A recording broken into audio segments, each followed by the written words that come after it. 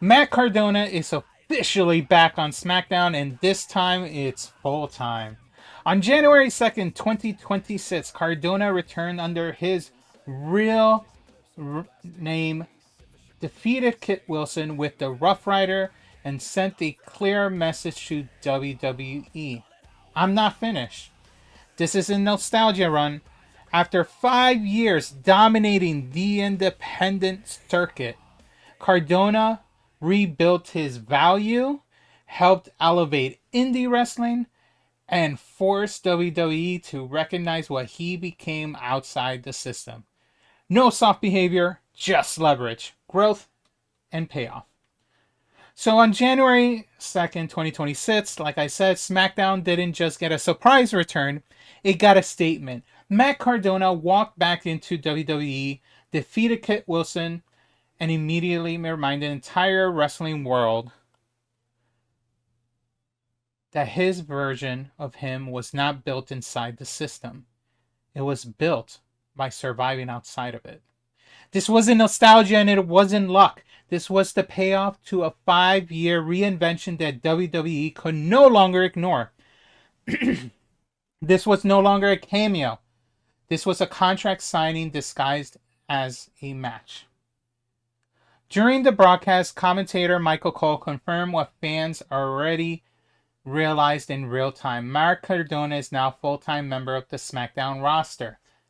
WWE made the moment intentional by briefly flashing the name Zack Ryder on the Titantron before switching it to Matt Cardona. That wasn't a technical hiccup or a nostalgia tense. It was WWE acknowledging that the version of Cardona returning was not the one that they created, but the one that proved his value elsewhere. WWE didn't rename him. They accepted the name he made valuable. From 2005 to 2020, Matt Cardona built a memorable WWE career as Zack Ryder. He captured the Intercontinental Championship, the United States Championship, and the Tag Team Gold, while also pioneering how wrestlers could use social media to build their own audiences. The so-called Internet Champion era wasn't a joke. It was years ahead of its time. Despite that support, his momentum was repeatedly cooled. And when he was released in 2020, many assumed his best days were behind him. Instead of fading away, though, Cardona did something rare. He rebuilt his career in public. Most careers end after a release. Cardona's actually started. Outside of WWE, Cardona didn't drift between appearances. He competed across major platforms, including AEW, Impact Wrestling, the NWA, and most notably Game Changer Wrestling, also known as GCW. Along the way, he captured the NWA World Heavyweight Championship, the GCW's World Championship, and the Impact Digital Media Championship. This wasn't a former WWE star doing nostalgia tours. This was a wrestler becoming the center of gravity wherever he went. The Indie God persona wasn't just a nickname. It was a reflection of how much attention followed him.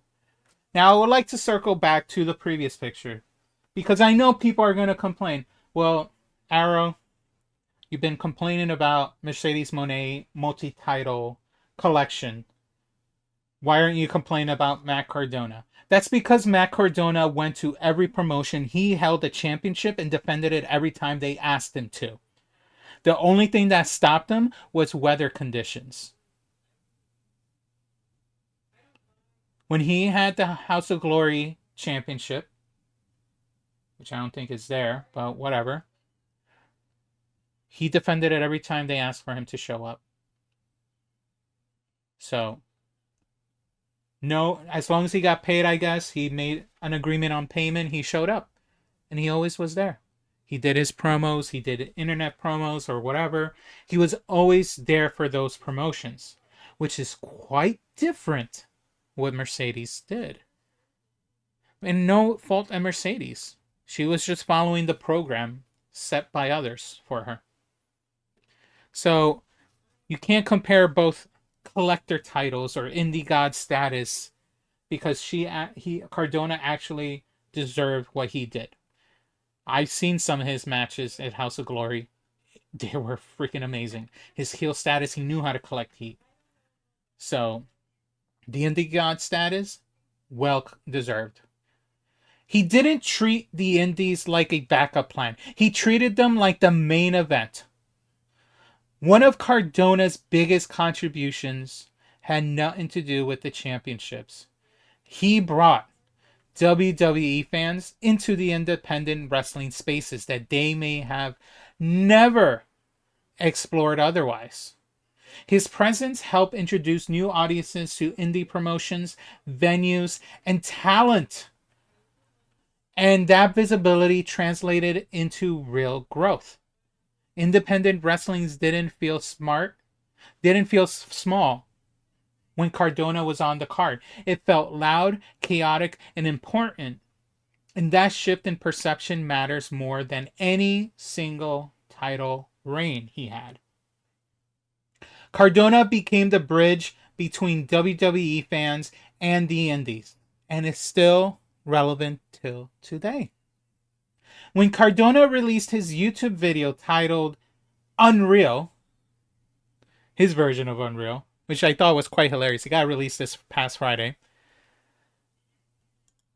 It wasn't bitterness disguised as content. It was a statement of awareness.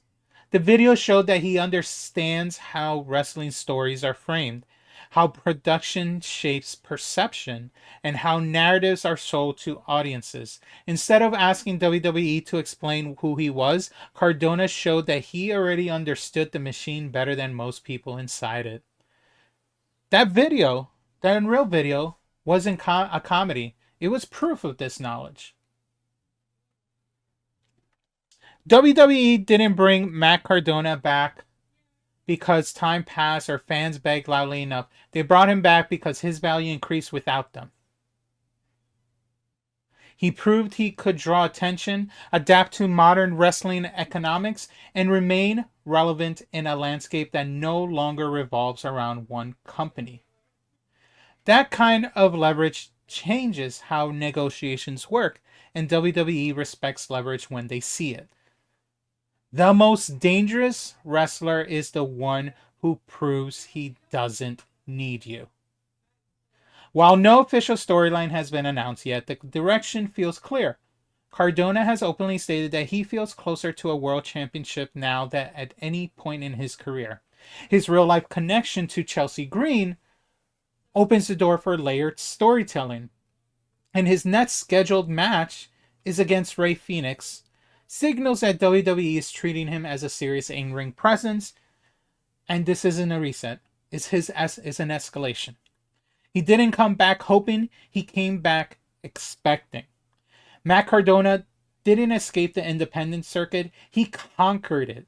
His return to SmackDown isn't just a personal victory, it's proof that reinvention works and that wrestling careers don't end when contracts do. This time, Matt Cardona isn't asking for a spot, he's claiming one. And that's been the Tea Drop.